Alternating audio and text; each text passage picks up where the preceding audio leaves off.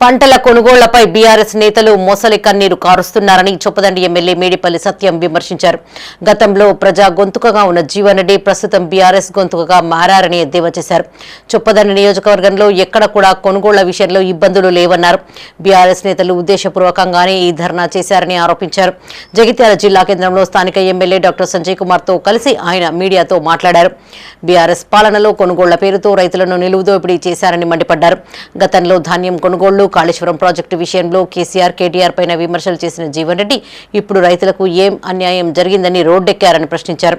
10 ఏళ్ల బీఆర్ఎస్ పాలనలో వ్యవసాయ రంగంపై ఖర్చు చేసిన మొత్తాన్ని 2.5 ఏళ్లలోనే కాంగ్రెస్ ప్రభుత్వం ఖర్చు చేసిందన్నారు.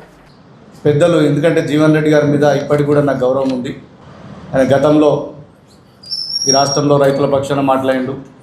కానీ ఇప్పుడు పూర్తిగా ఆ ప్రజా గొంతుక, ప్రశ్నించే గొంతుక కాస్త టీఆర్ఎస్ గొంతుక మారింది. నిజానికి కూడా ఎక్కడ కూడా ఇబ్బంది లేదు మా చొప్పదండి నియోజకవర్గంలో. కొంతమంది స్వార్థం వల్ల బీఆర్ఎస్ నాయకులు ఏదో జరిగిపోతుందని చెప్పి అపోహపడి ఇలా ఒక ధర్నా చేసింది. నిజానికి కూడా దాంట్లో రైతులు ఎవరు లేరు. ఇదే జీవన్ రెడ్డి గారు ఈ ధాన్య సేకరణ గురించి, కేసీఆర్ చేసినటువంటి అవినీతి గురించి కేటీఆర్ లోపర్ అన్నాడు, కేసీఆర్ పెద్ద అవినీతి పరుడు అన్నాడు, కేసీఆర్ను ఉరిదీసిన పాపం లేదన్నాడు. పాపం లేదన్న జీవన్ రెడ్డి గారు ఇవాళ రైతులకు ఏం అన్యాయం జరిగిందని చెప్పి మీరు అంతా గుర్తించుకొని మాట్లాడుతున్నారు.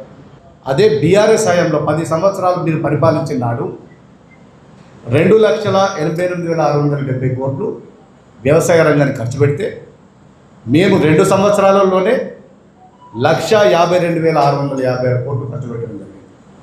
ఇది ప్రభుత్వం గణం కాదు, ఇది మేడిపల్లి సత్యంతో లేదంటే ఎమ్మెల్యే సంజయ్ కుమార్ పెట్టిన రికార్డు కాదు. ప్రతి రైతు నాయకుడు నేను కోరుతా ఉన్నాను. జగిత్యాల జిల్లాలో 100 రైస్ మిల్లు ఉన్నాయి.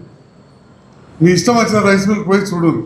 మరి ఏదైతే ధాన్యం పోయిన వర్షాకాలం కావచ్చు, కొన్ని రైస్ మిల్లలో పోయిన యాసంగి ఆ ధాన్యం అట్లే ఉంది. గత 3 నెలల నుంచి రైల్వే స్టేషన్కి ఒక్క వ్యాగన్ కూడా ఇక్కడ నుంచి పోలే. దానివలన ఇవాళ జగిత్యాల రైస్ మిల్లు అన్నీ కూడా నిండిపోయినాయి. ఇటు గోదాములు నిండిపోయినాయి ఫుడ్ కార్పొరేషన్. దీనికి తోడుగా కేంద్ర ప్రభుత్వం రాష్ట్ర ప్రభుత్వానికి కొన్ని ఆదేశాలు ఇచ్చింది. వెహికల్ లొకేషన్ ట్రాకింగ్ సిస్టమ్ పెట్టి ఆటోమేటిక్గా ఏ రైస్ మిల్కి పోవాలి అక్కడి నుంచి అనేది కూడా సాఫ్ట్వేర్ డెవలప్ చేసింది. ఈ ఆటోమేటెడ్ సిస్టమ్ బంద్ పెట్టాం. మాన్యువల్గానే మిల్ అలాట్ చేయాలి, మిల్ ట్యాకింగ్ మాన్యువల్గా చేయాలని చెప్పి మళ్ళీ సివిల్ సప్లైస్ కమిషనర్ గారు లెటర్ వేయడం జరిగింది. ఇక దాన్ని ఏదో దాటేసే బాధ్యతలో లేకుంటే మాకంటే గట్టిగా మాట్లాడతామని చెప్పి మాట్లాడితే బుల్డోజ్ చేస్తామంటే అది వారిస్తాం. కానీ మిగతా ప్రజలకు తెలుసు. అందుకే అన్నిసార్లు ప్రశ్నించే గొంతుగా ప్రశ్నించా కానీ ఇక్కడ నన్నే గెలిపించారు.